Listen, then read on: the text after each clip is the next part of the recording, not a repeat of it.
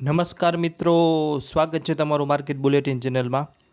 લગભગ 2.5 મહિનાના સમયગાળા બાદ આવી રહ્યો છે મેઇન બોર્ડ ઉપર એક આઈપીઓ વિશે આપણે આજે તમામ વિગતવાર માહિતી મેળવશું, એ પણ આપણી ગુજરાતી ભાષામાં. પણ તે પહેલાં જો હજુ સુધી તમે માર્કેટ બુલેટિન ચેનલને સબસ્ક્રાઈબ ન કરી હોય તો હમણાં જ કરી આપો અને જલ્દીથી આપણા 7,000 સબસ્ક્રાઈબર પૂર્ણ થઈ જાય તેમાં સહયોગ કરો. તો ચાલો વધુ વાત ન કરતાં શરૂઆત કરીએ. આજના વિડીયોમાં આપણે વાત કરશું એથર એનર્જી લિમિટેડના આઈપીઓ વિશે.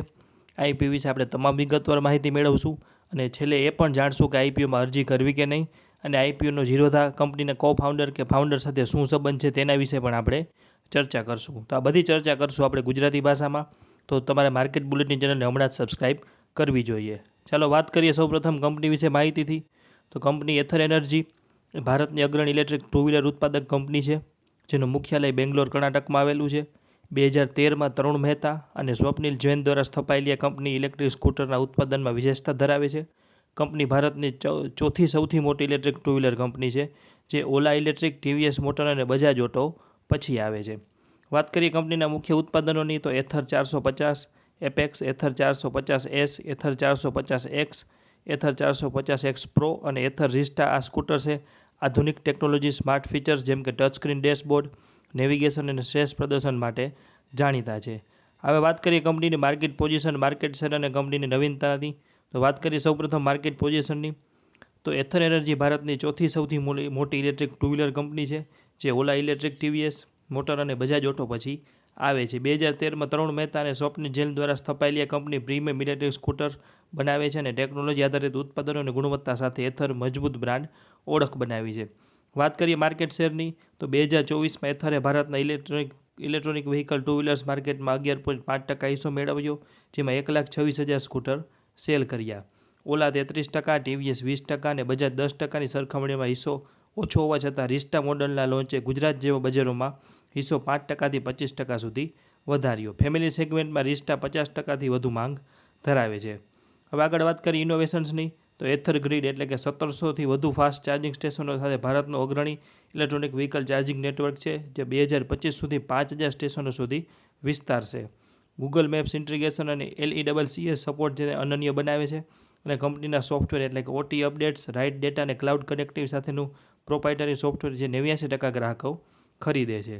વાત કરીએ બીજા ફીચર્સની. તો સ્માર્ટ ફીચર્સ એટલે કે touch screen dashboard, voice commands, traction control, 56 લીટરની સ્ટોરેજ અને MOVOS જેવી ટેકનોલોજી એથરને અલગ પાડે છે. હવે વાત કરીએ રિસર્ચ અને ડેવલપમેન્ટની. તો ઇનહાઉસ ડિઝાઇન કરેલા મોટર કંટ્રોલર, ચેસિસ અને ડેશબોર્ડ્સ જે ઉચ્ચ પ્રદર્શનની ખાતરી આપે છે, અને 2025માં પ્રીમિયમ ઇલેક્ટ્રિક મોટરસાઇકલ અને માસ માર્કેટ પ્લેટફોર્મ લોન્ચની પણ કંપનીની યોજના છે. થોડી વાત કરીએ આપણે કંપનીની. હવે સૌથી મહત્ત્વની વાત કરીએ આઈપીઓની. તો આઈપીઓ શરૂ થશે 28/4ના રોજ અને પૂર્ણ થશે 30/4ના રોજ.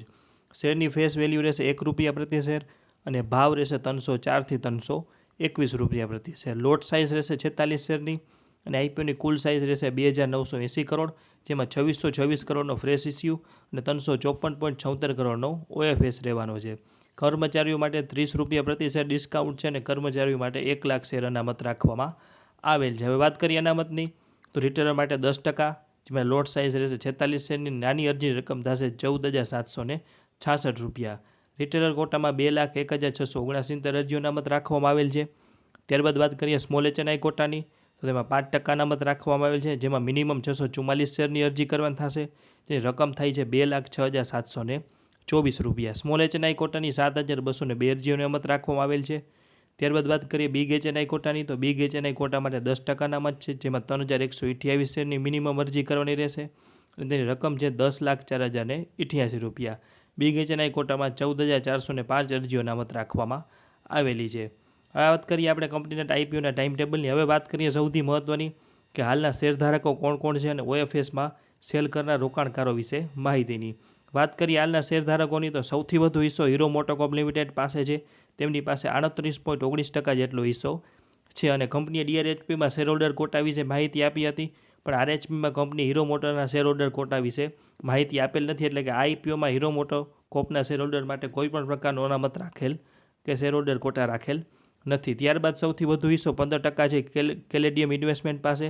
ત્યારબાદ national investment and infrastructure trust પાસે 7.45%, તરુણ સંજય મહેતા અને સ્વપ્નિલ બબનલાલ જૈન પાસે 6.81%, national investment and infrastructure fund પાસે 6.77%, ઇન્ટરનેટ ફંડ પાસે 6.56%, એનકે સ્ક્વેર એટલે કે આગળ જે આપણે વાત કરી કે ઝીરોથા સાથે શું સંબંધ છે આ કંપનીનો, તો નીતિન કામત અને નિખિલ કામત બંને પાસે અનુક્રમે 2.28% જેટલો આ કંપનીનો હિસ્સો આવેલો છે. હવે વાત કરી ઓએફએસમાં કોણ કોણ શેર વેચવાનું છે, તો જેમાં સૌપ્રથમ છે પ્રમોટર તરુણ સંજય મહેતા, પોતાના 9,80,000 શેર સેલ કરશે.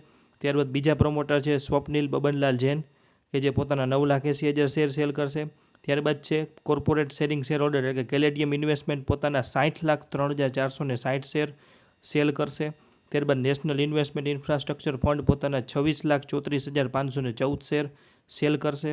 ઇન્ટરનેટ ફંડ પોતાના 4 લાખ શેર કરશે અને આઈઆઈટીએમ ઇન્ક્યુબેશન સેલ પોતાના 31,000 શેર સેલ કરશે.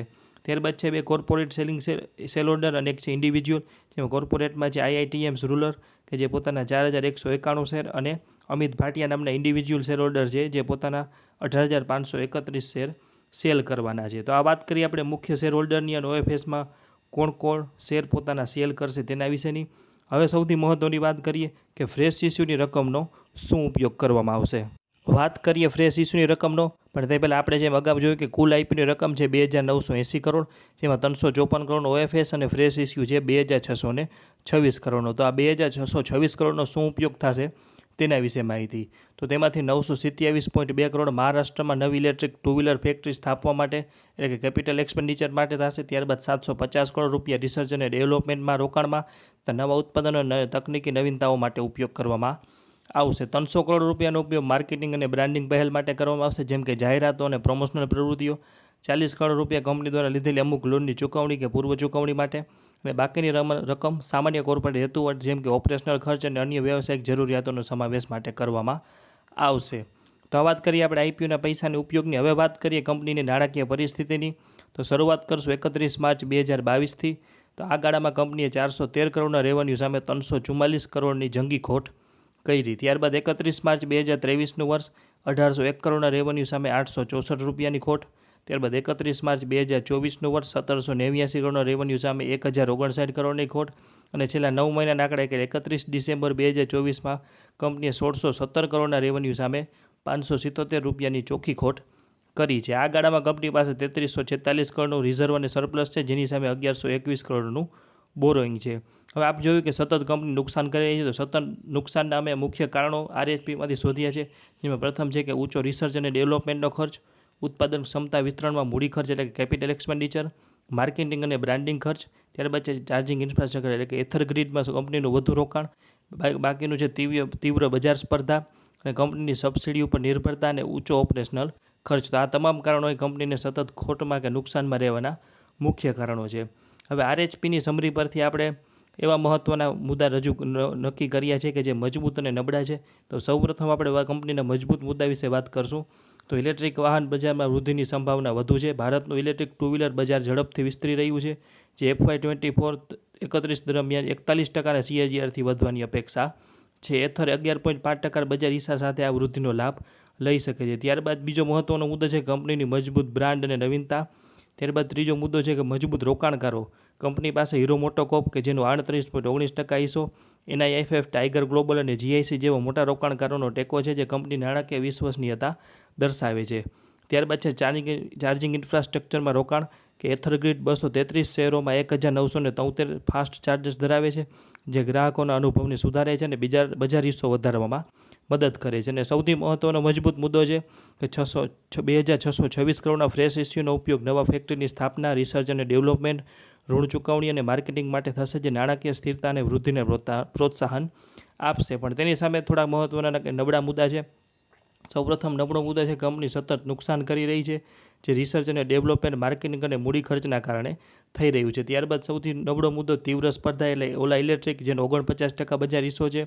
બજાજ ઓટો અને ટીવીએસ મોટર્સ જેવા સ્થાપિત ખેલાડીઓ સાથે સ્પર્ધા બજાર હિસ્સો જાળવવાનું જોખમી બનાવે છે. ત્યારબાદ છે સબસિડી ઉપર નિર્ભરતા એટલે કે FAME 2 સબસિડીને બદલે EMPS સબસિડી પર કંપનીનો નિર્ભર છે, જેનું ભવિષ્ય અનિશ્ચિત છે, જે કિંમતો અને માર્જિનને અસર કરી શકે છે. ત્યારબાદ છે ઉત્પાદ પોર્ટફોલિયો મર્યાદા એટલે કંપની એથર મુખ્યત્વે એથર 450X પર નિર્ભર છે. આ મોડલના વેચાણમાં ઘટાડો કંપનીની આવકને નુકસાન પહોંચાડી શકે છે.